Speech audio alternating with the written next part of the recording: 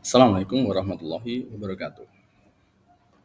Pada kesempatan ini, kami akan menyampaikan hasil diskusi ruang kolaborasi modul 2.1 analisis kasus pembelajaran berdiferensiasi.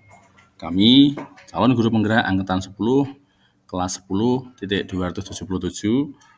dari Kabupaten Sragen, Provinsi Jawa Tengah.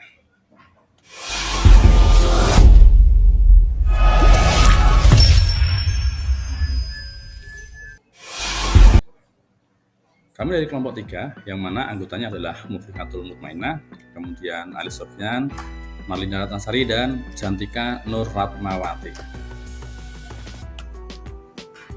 Adapun permasalahan yang mana Pak Jalinain akan mengajar materi teks prosedur pada siswa kelas 11. Ketika merencanakan pembelajaran, Pak Jalinain mempersiapkan sumber belajar berupa printout teks prosedur, alat-alat praktek, dan video presentasi.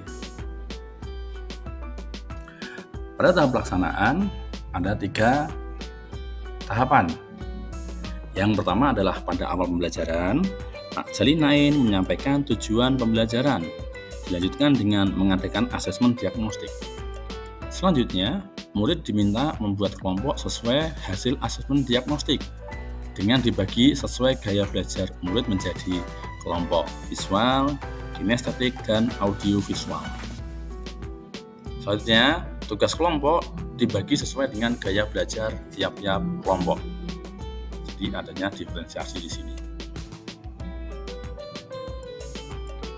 Pada tahap penilaian, Pak Jalinain memantau jalannya diskusi, memastikan semua murid aktif dalam diskusi.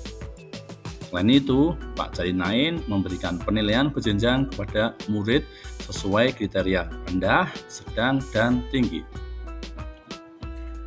Oke, sekarang kita mulai masuk pada pertanyaan yang harus kita jawab, yaitu pertanyaan yang pertama, dari skenario pembelajaran yang telah ditelaah, apakah kebutuhan belajar murid yang berusaha dipenuhi oleh guru tersebut? Kebutuhan belajar murid yang berusaha dipenuhi oleh guru adalah yang pertama, kebutuhan kesiapan. Jadi guru memberikan adanya asesmen diagnostik. Kemudian untuk kebutuhan minat, guru memberikan kebebasan dalam memilih cara belajar untuk seluruh muridnya.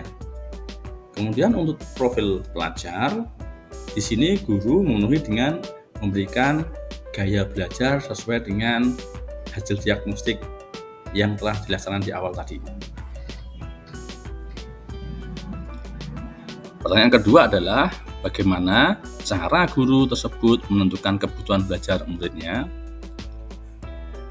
Cara memenuhi kebutuhan belajar murid adalah yang pertama pada kesiapan. Pada kesiapan ini, Pak Jalinain mempersiapkan sumber belajar untuk mendukung pelaksanaan pembelajaran. Selain itu, guru ataupun Pak Jalinain ini juga melakukan asesmen diagnostik. Kemudian untuk kebutuhan minat, di sini murid diberikan kebebasan dalam memilih cara belajar, bisa dengan tes, ataupun dengan praktek, ataupun dengan video. Sedangkan untuk profil pelajar, guru memfasilitasi gaya belajar murid sesuai asesmen diagnostik yang dilaksanakan, yaitu gaya belajar visual, itu nanti diberikan teks tertulis. Kemudian untuk kinestetik, jadi nanti ada praktek dengan peralatan yang ada. Dan untuk audiovisual, adanya murid menyaksikan video. Untuk pertanyaan yang ketiga, strategi pembelajaran berdiferensi apa yang digunakan? Ada 3 macam strategi diferensiasi yang dilakukan. Yang pertama adalah diferensiasi konten. Di sini guru mempersiapkan beberapa sumber belajar sesuai gaya belajar murid. Untuk gaya belajar visual, murid mempelajari materi dengan membaca teks. Untuk gaya belajar kinestetik, murid menggunakan Android untuk praktek sesuai dengan aturan teks prosedur. Dan untuk gaya belajar audiovisual, di sini adalah murid belajar dengan menyaksikan video. Kemudian yang kedua adalah diferensiasi proses. Di sini guru membantu jalannya diskusi kelompok. Kemudian kelompok diskusi murid dibagikan sesuai dengan gaya belajar masing-masing murid. Jadi tugasnya sesuai dengan gaya belajarnya.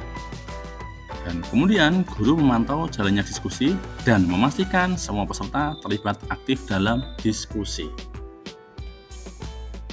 Yang ketiga adalah diferensiasi produk. Dalam diferensiasi produk ini, hasil diskusi murid tentu saja berbeda-beda jenisnya sesuai dengan gaya belajar siswa. Dan yang kedua, murid bisa menyampaikan hasil belajar berupa teks ataupun dengan lisan maupun dengan video yang menunjukkan mereka telah mampu menyusun teks prosedur. Intinya adalah di diferensiasi produk ini adalah ada hasil dari proses belajar mereka sesuai dengan gaya belajar masing-masing. Pertanyaan yang keempat adalah bagaimana guru melakukan penilaian? Ada beberapa penilaian yang dilakukan oleh Pak Jalinain. Yang pertama adalah adanya assessment for learning atau penilaian selama proses pembelajaran. Di sini, guru memantau pemahaman dan keaktifan murid dengan mendatangi tiap kelompok. Ya, kelompok diskusi didatangi, kemudian kita lihat. Ya, jadi Pak Guru melihat, memantau gimana untuk pemahaman dan keaktifan murid-murid itu nanti akan jadi penilaian selama proses pembelajaran. Yang kedua adalah assessment of learning atau penilaian hasil belajar. Pada tahap ini, guru melakukan penilaian berjenjang berdasar tingkat kemampuan murid. Untuk kemampuan murid yang rendah, maka murid hanya diminta membuat teks prosedur sederhana. Kemudian untuk kemampuan murid yang sedang, murid diminta membuat teks prosedur dengan kosakata lebih bervariasi. Dan untuk kemampuan murid yang tinggi, murid diminta membuat teks prosedur dengan detail yang sangat rinci. Ini dibedakan sesuai dengan kemampuan murid, tidak boleh sama. Itulah salah satu contoh berdiferensiasi. Dan selanjutnya adalah assessment as learning. Di sini, assessment ini atau penilaian ini berfungsi sebagai tes formatif dan dilaksanakan selama proses pembelajaran berlangsung dengan melibatkan peserta didik secara aktif dalam kegiatan penilaian tersebut. Selain itu, peserta didik diberi pengalaman untuk belajar menjadi penilai yang baik bagi dirinya sendiri.